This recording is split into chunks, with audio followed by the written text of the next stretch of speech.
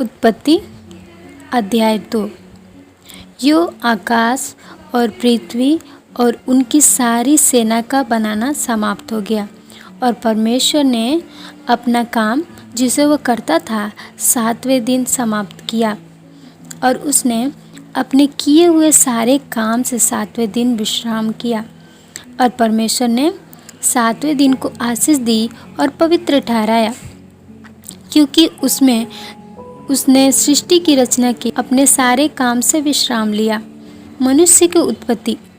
आकाश और पृथ्वी की उत्पत्ति का वृत्तांत यह है कि जब वे उत्पन्न हुए, अर्थात जिस दिन यहोवा परमेश्वर ने पृथ्वी और आकाश को बनाया, तब मैदान का कोई पौधा भूमि पर ना था और ना मैदान का कोई छोटा पेड़ उगा था, क्योंकि यहोवा परमेश्वर ने पृथ्वी पर जल नहीं बरसाया था और भूमि पर खेती करने के लिए कोई मनुष्य भी न था।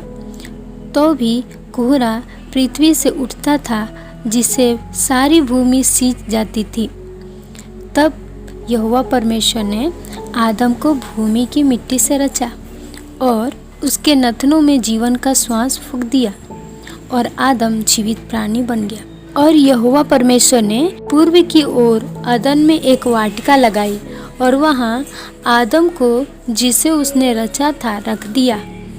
और परमेश्वर यहोवा ने भूमि से सब भांति के वृक्ष जो देखने में मनोहर और जिनके फल खाने में अच्छे हैं उगाए, और वाटिका के बीच में जीवन के वृक्ष को और भले या बुरे के ज्ञान के वृक्ष को भी लगाया। उस वाटिका सींचने के लिए एक महानद अदन से निकली और वहाँ से आगे बहकर 4 धाराओं में बट गई। पहली धारा का नाम पिसोन है। यह वही है जो हवीला नाम के सारे देश को, जहाँ सोना मिलता है, घेरे हुए है। उस देश का सोना चोखा होता है और वहाँ मोती और सुलेमानी पत्थर भी मिलते हैं। दूसरी नदी का नाम गिहोन है। यह वही है जो कुश के सारे देश को घेरे हुए हैं। और तीसरा नदी का नाम हिदकेल है। यह वही है जो असूर के पूर्व की ओर बहती है। और चौथी नदी का नाम फरात है। तब यहोवा परमेश्वर ने आदम को लेकर अदन की वाटिका में रख दिया कि वह उसमें काम करे और उसकी रक्षा करे। और यहोवा परमेश्वर ने आदम को यह आज्ञा दी, तू वाटिका के सब वृक्षों का फल बिना खटके खा सकता है, पर भले या बुरे के ज्ञान का जो वृक्ष है उसका फल तू कभी ना खाना, क्योंकि जिस दिन तू खाएगा उसी दिन अवश्य मर जाएगा। फिर यहोवा परमेश्वर ने कहा, आदम का अकेला रहना अच्छा नहीं, मैं उसके लिए एक ऐसा सहयोगी सहायक बनाऊंगा जो उससे मेल खाए।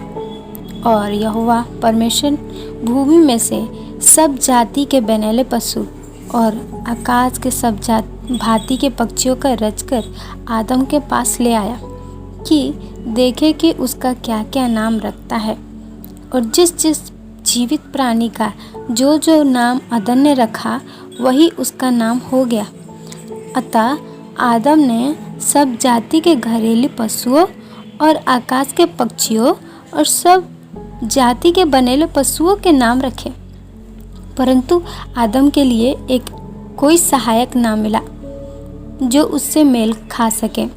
तब यहोवा परमेश्वर ने आदम को भारी नींद में डाल दिया और जब वो सो गया, तब उसने उसकी एक पसली निकालकर उसकी जगह मांस भर दिया। और यहोवा परमेश्वर ने उस पसली को जो उसने आदम में से निकाली थी स्त्री बना दिया और उसको आदम के पास ले आया। तब आदम ने कहा, अब यह मेरी हड्डियों में की हड्डी और मेरे मांस की मांस है, इसलिए उसकी नाम नारी होगी और यह नर में से निकाली गई है। इस कारण पुरुष अपने माता पिता को छोड़कर अपनी पति से मिला रहेगा और वे एक ही तन बने रहेंगे। आदम और उसकी पत्नी दोनों नंगे थे पर लजाते न थे।